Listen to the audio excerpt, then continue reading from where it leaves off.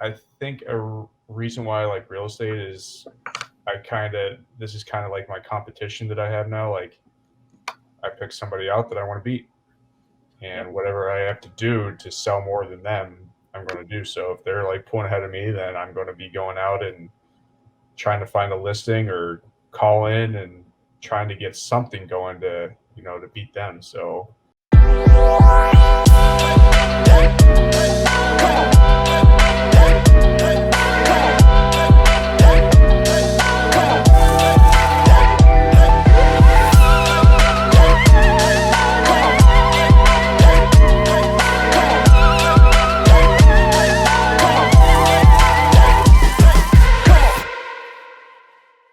Tom, Christian, we'll introduce you in a second. Thanks for coming on the show, but obviously welcome to Pucks to Properties.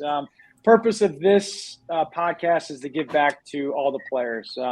Tom, myself, Christian, we're all in the real estate industry, and a lot of times when there's players that are playing, we all get caught up in our everyday lives of going to the rink, working out, etc. We don't think about what's going to happen after the game, and just like a lot of us, we talk about every show. The transition is not the easiest, right? Going from the hockey rink where everyone's, we have coaches, we have strength and conditioning coaches, we have nutritionists, etc., telling us what to do, what to eat, etc., and transitioning to that into the real world sometimes is not the easiest. So that's the purpose of what we have here at Pucks to Properties. And Tom, you also want to give a little shout out, or what do you got? You just had a kid, so congratulations. Good. First day back at the office, exhausted, powering through this show right now. So playing catch up, a lot of follow up, bunch of stuff from back in June, and that I got to catch up on. But a lot of sellers waiting for my call back. So it's good to be back. I don't know how many days a week I'll be here in the beginning because I slept like an hour and a half last night. But I'm excited. Don't be crying. I got 3 kids, Tom. I got 3 kids. Don't be crying to me right now. But I'm happy we were able to pull this off. Minnie's a good guy. We played together, like I said, 2 years in Cincinnati, and he had a hell of a career. Played at Notre Dame, so I'm happy we were able to get him on the show. And we spent a lot of time together. And this pisses me off a little bit. Me and this guy were together probably 3-4 days a week, every day after practice. And then like the last year, life gets in the way. We fall off the face of the earth and lose contact. But I figured I'd reach out to him because I missed his beautiful red hair. Very good, very good. So just to give you a little feedback, Christiaan Minella, he's Sioux City back in the USHL for 3-4 years. 3 years there, Notre Dame for another. Yep, and then another 4 years at Notre Dame. We were just talking a little bit about you losing the national championship game to BC, dude. Come on, back in the day. I know. Still haunts me. Right. Hey, you know what though? At least you got there, right? I mean, there's a lot of people that never got to a national championship game or any type of final. So, what was the final score of that game? I believe it was 5-2. 5-2. 5-2, and there was a big call that I still think was a goal. We scored a goal and they reviewed it for like 15 minutes and then came back and said that it was a no goal. So I think that was a big turning point. So I think if that would have been called a goal, we would have battled back because I think that would have made it 4-3. Yeah, that would have been good. That would have been good because we would have been talking about you beating BC. I was a BU guy, so trust me. That was a big rivalry. All right. Yeah. Big rivalry. But after that, you played how many? 8 years? 8 years pro? I think it was 7 years. Played 7 years. Wheeling, Wilkes-Barre, and then here in Cincinnati. Pretty cool. And you're from Cincinnati? I was born here. Grew up in Pittsburgh or in Chicago until I was 3 or 4, and then I moved to Pittsburgh until I moved away to go to Sioux City. So I didn't really come back to Cincinnati until 2013, 2014. Cool. All right. Well, let's just go over a little bit of what you have going on right now. You're a Keller Williams agent.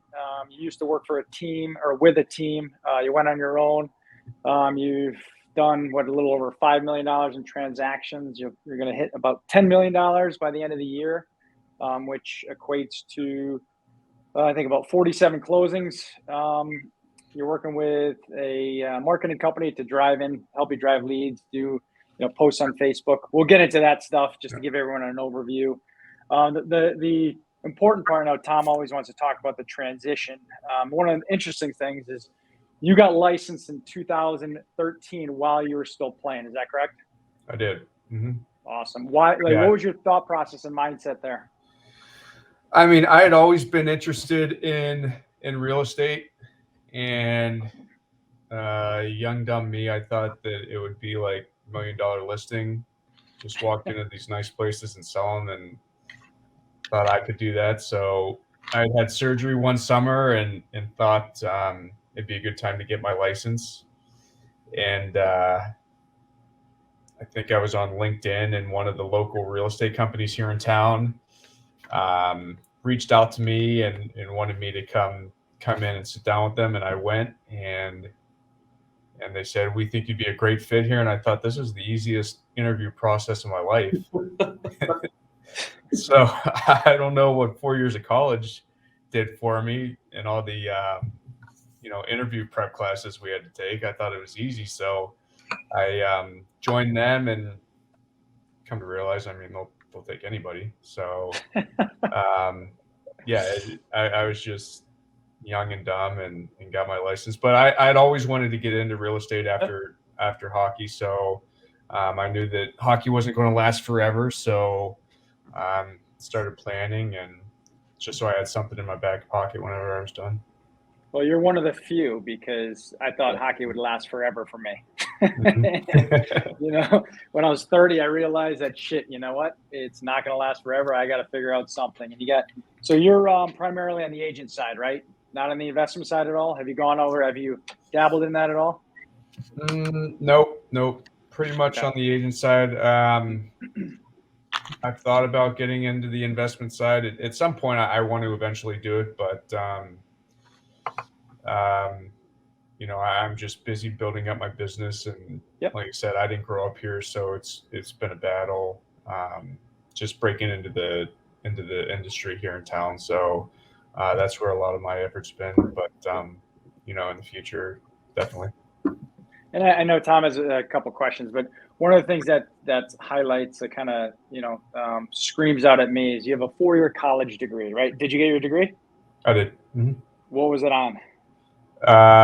It was a Bachelor in Business Administration with a focus on marketing. Did you have, so coming out of college, I know every different colleges have different networks, right? So I look at, and I say this all the time, Boston University for me, it was a means to try to make the NHL, right? It wasn't, hey, let me meet up with my buddies to say, what are you going to do after college? There was zero of that. And that was, again, this is back 92, 96 for me personally. Mm-hmm. What type of college and what type of network did you have coming out of Notre Dame? Because there's a lot of different alumni, different types of things. I know just a plug, I know B is changing that right now, but I'm just telling you a little bit through my experience. So give us a little bit of yours. So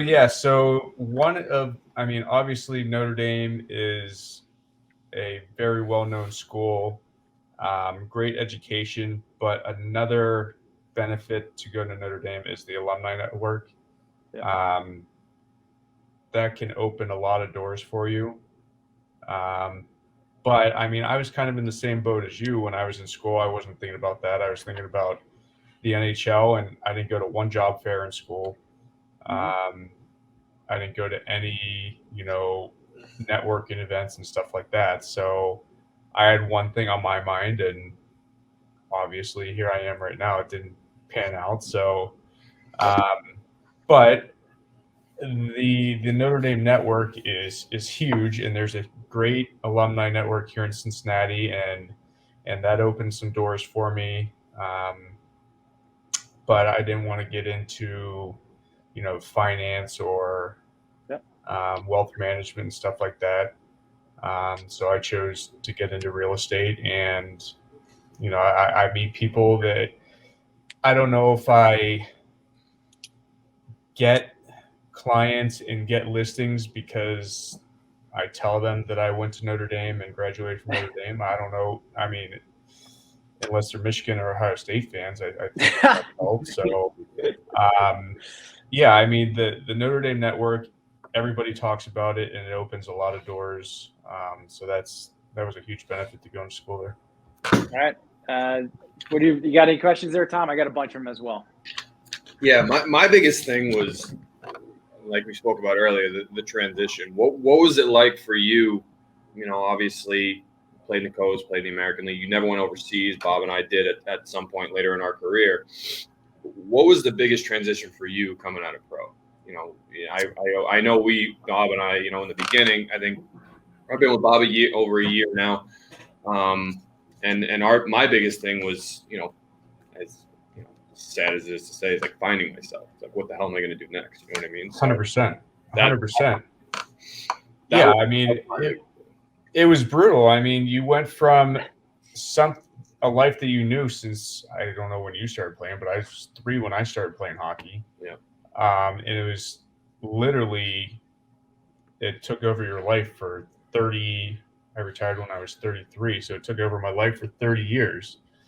So to go from that and just overnight, you're done, and you're like looking around like, what do I do now? And I think one of the biggest things I missed was obviously, I think everybody says it, the camaraderie of the locker room, all the guys in the locker room, stuff like that. I mean, I can't come in here and bullshit with the agents here like we would. So I think that was one of the biggest things I missed.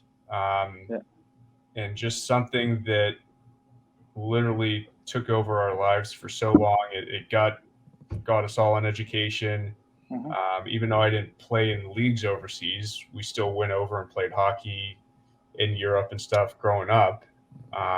Took me to I went to Australia to play hockey down there for a month. So it took me places that I would never go and never experience, and just overnight it's done. It was tough.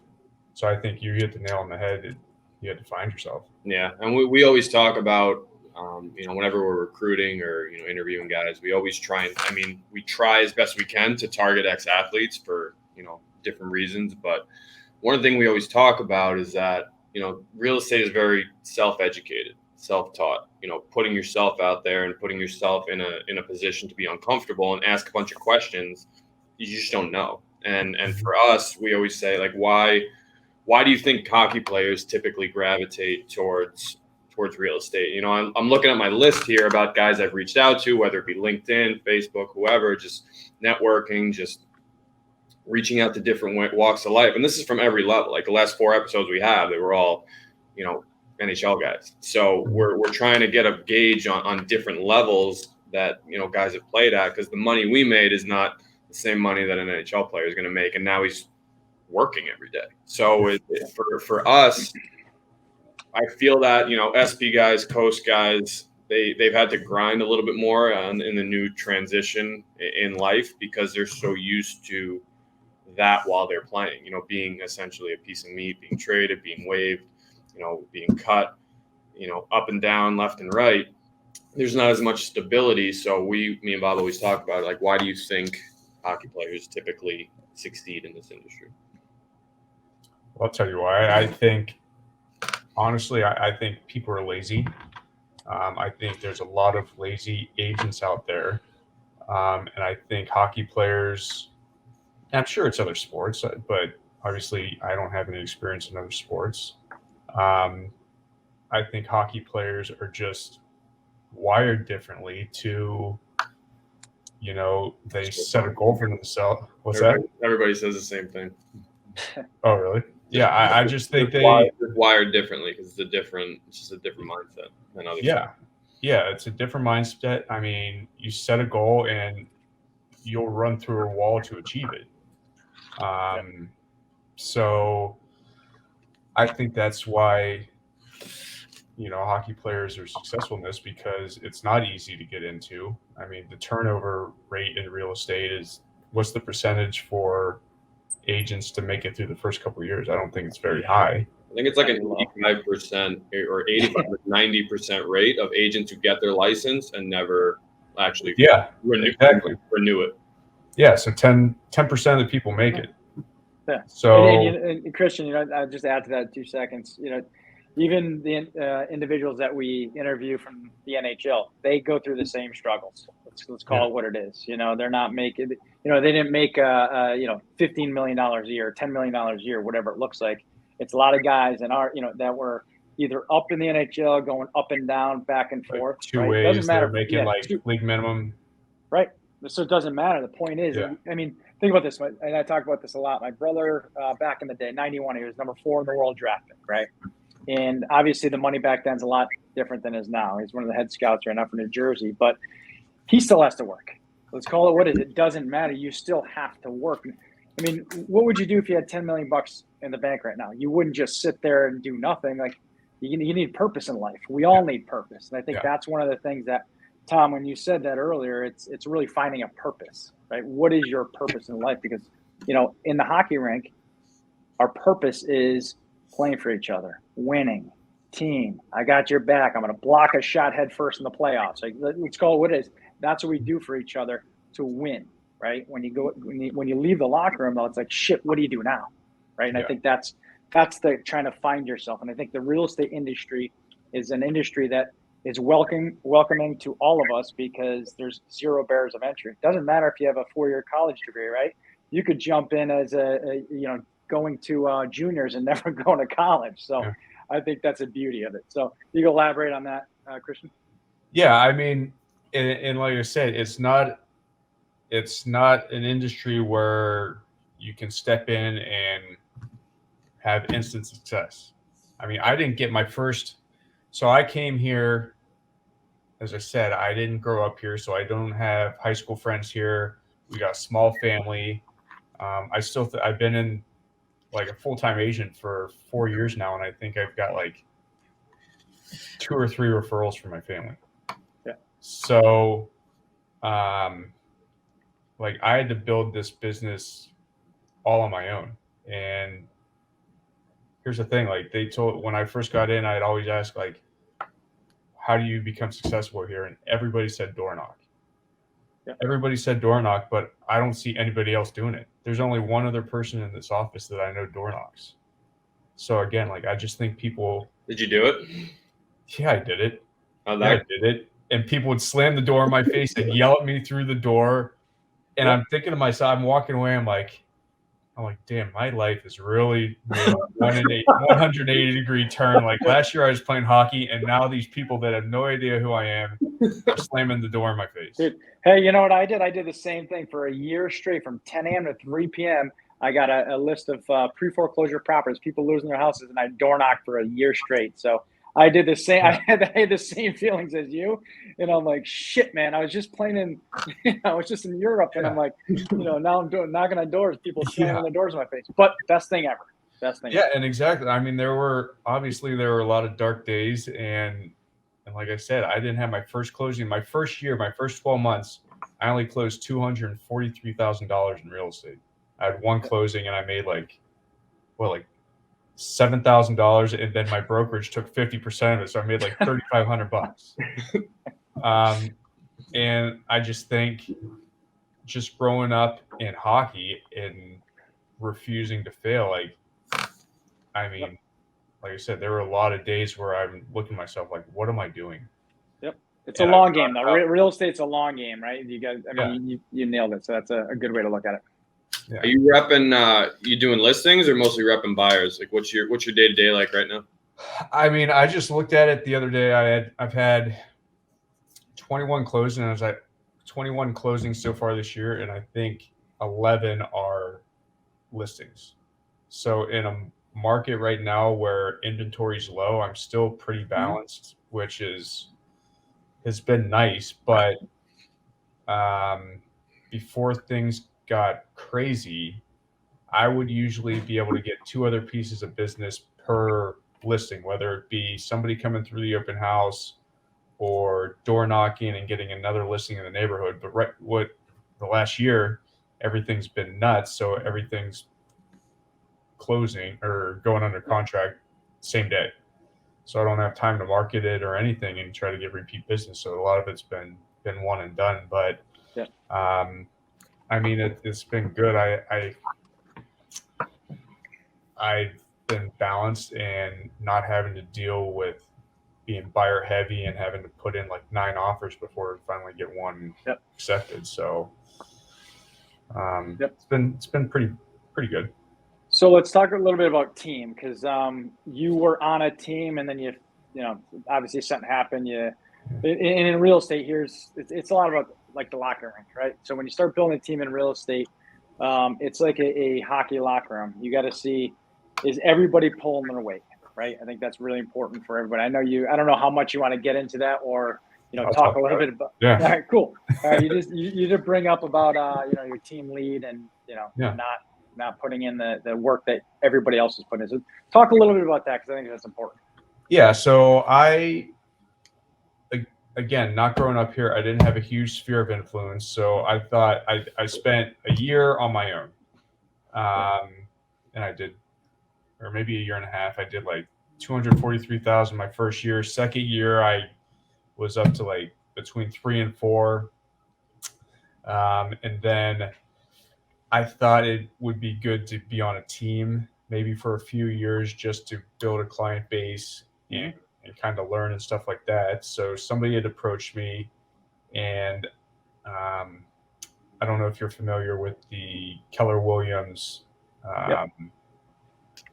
format, but each office has a team leader, and what their job is to recruit and build agent count in the office. Mm-hmm. So this guy was transitioning out of selling to take a team leader role, and he wanted me to take over his business. Mm-hmm. And he was going to kind of show me the way and stuff like that. So first year, it was pretty good. I went from 3 or 4 million. I did like 6.1 million the first year on his team. And like year 2 rolls around, and starting to never see this guy. He ended up stepping down from his team leader role and wanted to step back into the real estate side of it.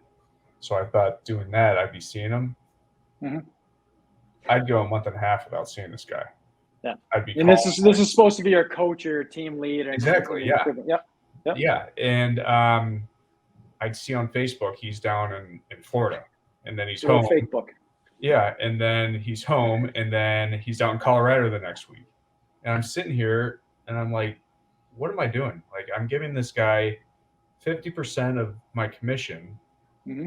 What am I getting in return? So this isn't even this is your broker or your team leader? What's the difference? My team leader. How does this work?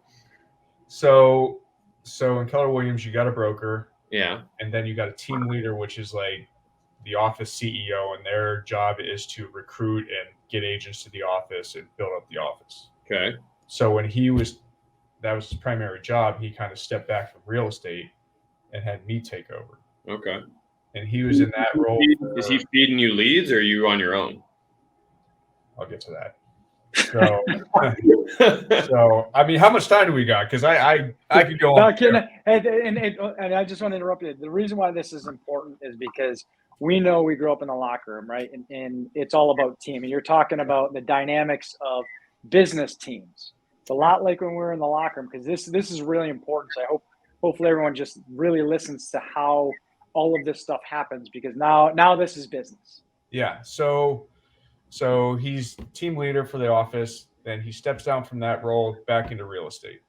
When he did that, I thought he was going to be, picking up some of the slack, but then he just literally like stepped back and went on a year-long vacation. Yeah. Because I was still running everything, and that year I went from 6 million to 10 million, and splitting 50% of that at 3%. So I gave him almost $150,000 for a year, and literally I may have saw him 10 times that year. Yep. I'm like, what are you doing? Okay. So, and this guy's like the captain, and he's not there. Yeah. So like captain that doesn't block shots, dude. The captain that doesn't block shots doesn't work. Oh my God. Like he's not leading by example. He's not, guiding me. Like I'm my own You're agent, fish out of water. but I've got somebody on the payroll. So after that year, so after my wedding, I ended up saying, listen, this isn't working for me, because the final straw was we went on our honeymoon, and I asked him 1 week, just like, give me a week where I can get away and not have to deal with work.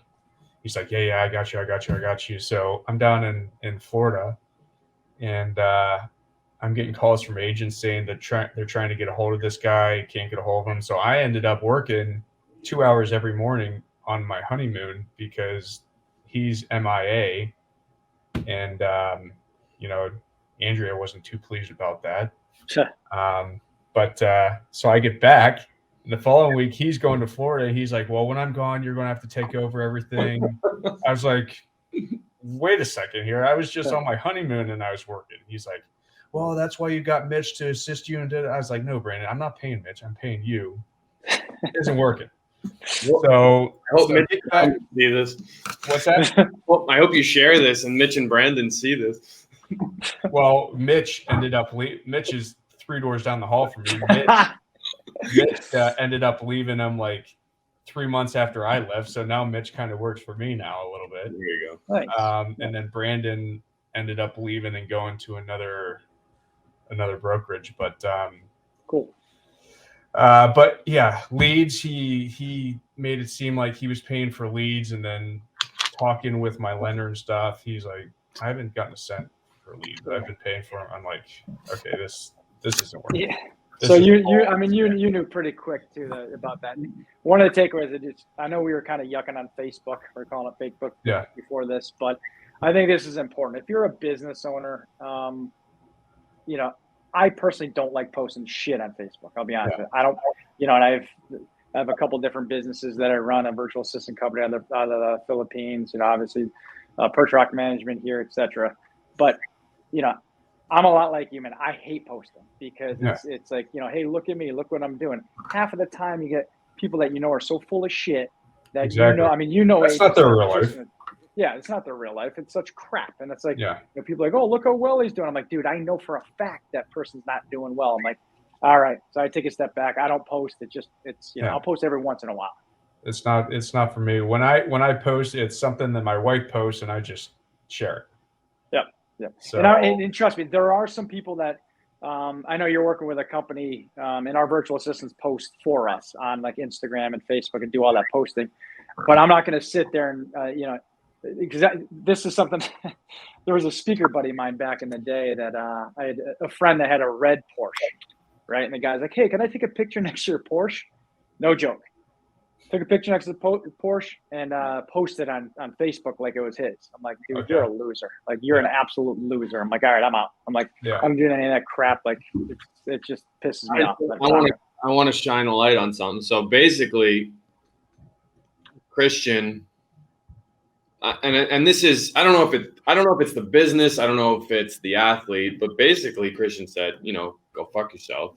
But I don't think, most people in a 9-to-5 would, take the initiative to make a change like that quickly. And I think that's a testament to accountability, just like when we were playing, and, holding people to a higher standard that are supposed to be mentors or in a higher role that are supposed to be guiding you, aka leaders. And I respect that. So,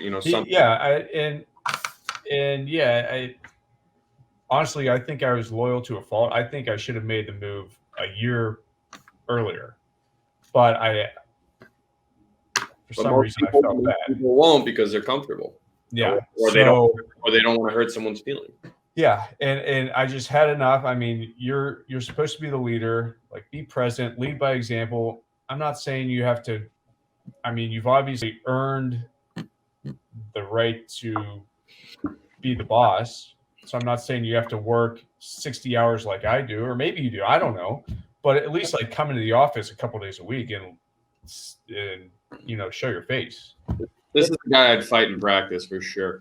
Yeah. 100%. No, but this 100%. another important takeaway that you made. Think about this, right? You retire when you're 33. A lot of times, this happened with me as well. I mean, the same exact story where you put your time in, and then over time, the great thing is we all learn. And it would be sad if you didn't learn and you didn't take those steps, because this is the reason why you're an elite athlete. Let's call it what it is. Guess what? Summertime, you're shooting pucks, you're lifting weights, you're doing everything to get better all the time. It's the same thing with their transition. Over time, at the beginning, you jump into an industry you didn't know anything about, right? You had to build your sphere. You had to do all of that stuff. So now when you're moving into that, 1 year goes by, you learn something. 2 years go by, you learn. You keep learning every year until a light bulb goes on. You say, you know what? All right, now I'm ready to take that next step, which is to run your own team, just how the game goes, right? Yeah. I think that's important. And when I played, I was never the best, but I always had one of the hardest work ethics. Yeah. And it just pisses me off when I'm busting my ass and the person that I'm paying isn't doing anything. They've been on a year-long vacation at my expense. So I'm like, I don't need you anymore. Yep, which is good. It's good to know. Tom, what else you got? What else do I got? Oh, no, I kind of want to just talk about like why we're doing this, our why. We touch on that at least once a month, why we started this platform, why you're working on the coaching program. We're trying to tap into the NHLPA, trying to tap into the PHPA. Would love to at some point. And Christian, just so you know, this is very premature. This is only the fifth episode we've shot. I've got a list lined up of guys, booked for the next year and a half at least to do, 1 or 2 episodes a month. And when we talk about real estate being a business that you're not going to get, instant gratification. For me and Bob, what we've talked about, we kick ideas back and forth is why we're doing this. And yes, it's to give back. Yes, it's to, help guys that are still playing, make that next step a little bit easier than it was for us, and to kind of give back. If we're not going to coach, if we're not going to scout, like how can we still be involved in the game? And when we talk about, Notre Dame, and their networking, opportunities that you get from them, their alumni group, we want this to grow into something that it's a platform to where, my vision, I don't know about, I've run this by Bob, it's, to where we can actually have a community just like hockey players in business or stuff like that, to where, maybe we're meeting once a year for a conference down in Florida. Maybe we're scheduling like a golf tournament to kind of use as a quote unquote, tell our wives it's a networking event, or even bring the wives to something to where it becomes a platform and actually something that we can turn into. Because me and Bob, we're playing in 10 states right now. We're not just doing stuff in Connecticut. We're not just doing stuff in New York or Massachusetts. We're down south. We're in the Midwest. You and I have talked about possibly breaking into the Dayton, Cincinnati, Akron markets, to where, if you throw a dart at a wall or at a map, you're going to hit a city that has either a minor pro team or an NHL team. So if we could grow this into something to where we have boots in the ground in every market, to where we can help each other grow, to me, that would be the ultimate way to kind of give back. And, that's what we kind of tell guys is why we're doing this, and kind of figure out a way how we could help each other. Because you never know, you might have a referral in New York, Connecticut, or another market that we're in. And, I talked to you a little bit about how we want to grow in the Ohio market. So, and you could be our guy in the Ohio market. So it's never ending. And I think that's why I love real estate so much, because the creative possibilities are endless. If you want to kind of touch on that a little bit. Me touch on it? Yeah.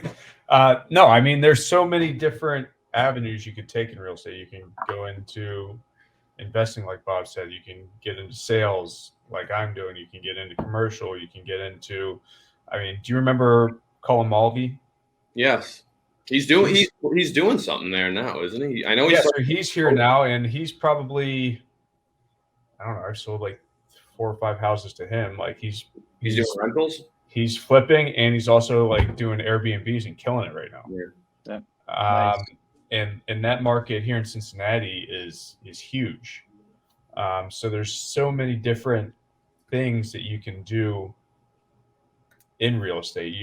You don't have to, you can kind of dabble in a lot of it. So that's kind of why I liked it, because, I mean, there's so many different possibilities. There's nobody telling me that I have to be here. Yep. Yeah, and I think that's another reason why hockey players are successful in it, because the discipline that you have to, have to play hockey and keeping yourself accountable, it just translates to real estate, because I don't have to come to work. I don't have to go door knock, but if I don't, then I'm not going to sell anything. Can't pay your bills either. Yeah, and I think a reason why I like real estate is this is kind of like my competition that I have now. Like, I pick somebody out that I want to beat, and whatever I have to do to sell more than them, I'm going to do. So if they're like pulling ahead of me, then I'm going to be going out and trying to find a listing or call in and trying to get something going to beat them. So I think that's why. You guys track each other's numbers in the office? I don't know. There's not like a running tally. Every month in the office meeting, they like have the top 3, or no, I'm sorry, top 10. Mm-hmm. I mean, I always like to be on that. And then they have like who sold more than $1 million that month. Mm-hmm. So they do that, but they don't say, okay, Christian's at 3.5 million right now, and so they don't have like a running leaderboard, but I'm looking. Oh yeah, exactly. Yeah. Friendly competition. I love these guys here, but I want to have the highest numbers out of no, without it. And that's one of the important things. Actually, Tom, that's a good point. We're doing a way better job every day. We're working on getting more accurate numbers, because that just shows, I know that's going to fuel Tom. I know Tom's going to look at it and be like, dude, screw this shit. I'm winning. I guarantee it. And if I'm a betting man, I'll put my money on Tom. Yeah. Right? Yeah. So, and people don't get it. Like, I'll compete at anything. I don't know what it is, how small and minor it is. Like, I'll still bet somebody and want to beat them in that. And they're like, who cares? I'm like, I care. Yeah. I want to win. No one gets I played tennis. I was playing tennis with my kids yesterday, and my oldest son, 18. Yeah, now he's like got brass balls. He thinks he's the king and everything, right? Yeah. So he's like, Dad, I'm gonna kick your butt. I'm like, how much you got in the bank account? I'm not good at tennis. Let's call it. It doesn't matter, but I'm competing hard. So I kicked his ass yesterday. He gave me $20. So I owe him $5. There you go. Yeah. It's competing. That's it. That's all it is. But yeah. So Tom, what kind of parting words? I know we're on 40 minutes, so we usually like to keep it around this time. Any parting questions that we got? Same question for every last question of the show. Christian, favorite real estate related book or daily podcast you listen to kind of keep the axe a little sharp in your day to day? I mean, here's my little Keller Williams plug. Millionaire Real Estate Agent. Yeah. That's good. Yeah. You heard of it? Yeah, I read it. Yep. Yeah. When I thought here's a good one too. This one's very good. Power? 48 Laws of Power. Okay. It's by Robert Greene. Actually, really good. Really good book. Okay. So anyway, 2 plugs there. But anyway, Christian, I want to thank you, obviously, for jumping on this and taking the time out of your day. We really appreciate it, giving back, obviously, to the hockey community, etc. So really, really appreciate it, Tom. Anything on your end? No, just grateful for the time. I know you're a busy man, so it was good chatting. Maybe we should do it again. Good catching up. And, yeah. And we say this to everybody else. If you know if there's any guys that we don't know that are in real estate now, they're ex-players, retired, in different markets across the country. If you think they'd be a good fit to come on the show, that'd be great. Yeah, I'd maybe talk to Molly, because he's on my list. I gotta text him.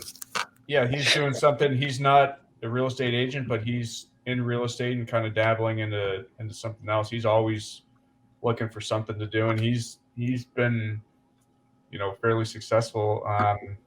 I know when we were done playing, he went back there and took a job. Is he still doing that 9 to 5?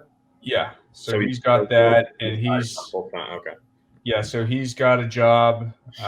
He's kind of his own boss as well. So he takes care of his stuff, and then he's dabbling into real estate, and he's also got a clothing line. So he's kind of all over the place. Another one's Tony Turgeon. You remember him? I don't. Can you put me in contact with him? Yeah, he's a Keller Williams agent. He's part of Keller Williams Sports and Entertainment like me. So he's a good guy. And then there's somebody that played for Florida that's in Keller Williams as well. Matt Harrington? No, his name's Mitch Downing. Okay. We'll figure it out. Bob, do your thing. Take it away. Appreciate it.